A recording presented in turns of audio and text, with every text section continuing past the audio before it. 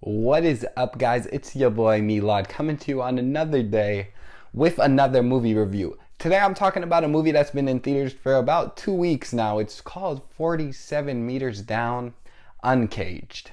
Now, the reason I'm getting a little late onto this movie is because I only get 3 movies a week with my A-list pass.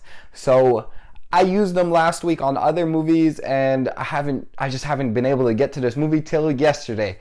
So now, if you guys have seen the first one, you know that the first one's a good movie. I absolutely loved the first 47 Meters Down movie. That was fun to watch. It was enjoyable. Really liked that movie a lot.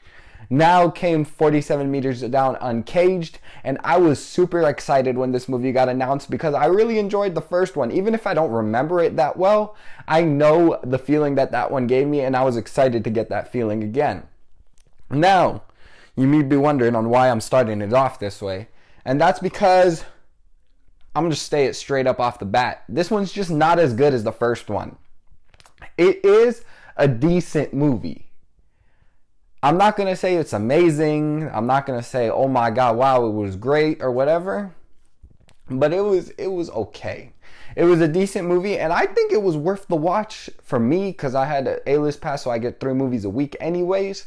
So using one of those movies tickets for that was a no-brainer, and I would recommend that for anyone. But to go pay for a full price ticket, maybe not.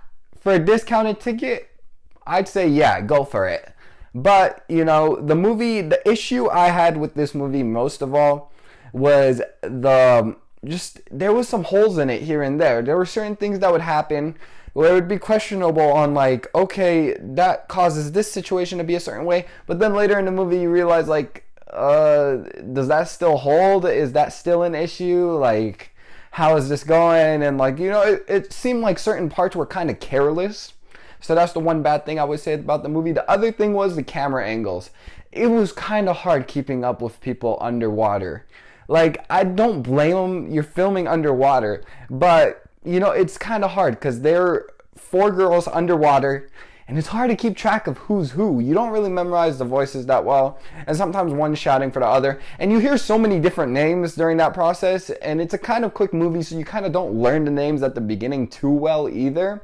So it kind of just runs with that. And also the other bad thing I would say is there were certain scenes where you'd be like, oh, why is this happening like that? Or like, it's so obvious that what's going to happen because of this. I can't believe they forced that into this movie.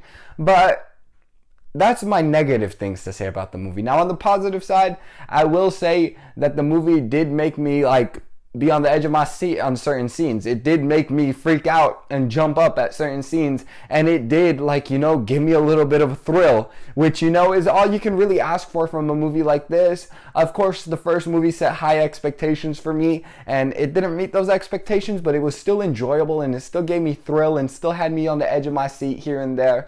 But, you know, it was a decent movie overall. It was okay. I would give this movie a 5.7 out of 10. I guess that's where I would go. And even then, some would say that's a little harsh. Some would say it's a little generous even.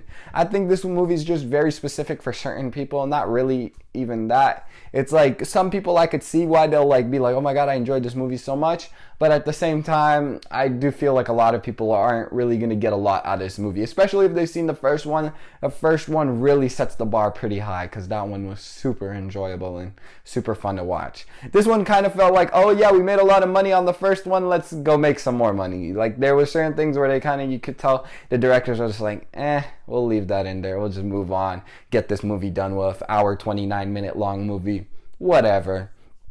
But you know, the movie also gave me a lot of anxiety, and you know, I can't really say much about that, like, as in terms of the review of the movie. But you know, they have oxygen tanks, and they're underwater, and you're like conscious on, like, are they gonna be able to make it out? Or like, you start imagining yourself in their shoes, and you're like, you start breathing heavy, and you're like, okay, I can still breathe, I'm still good to go.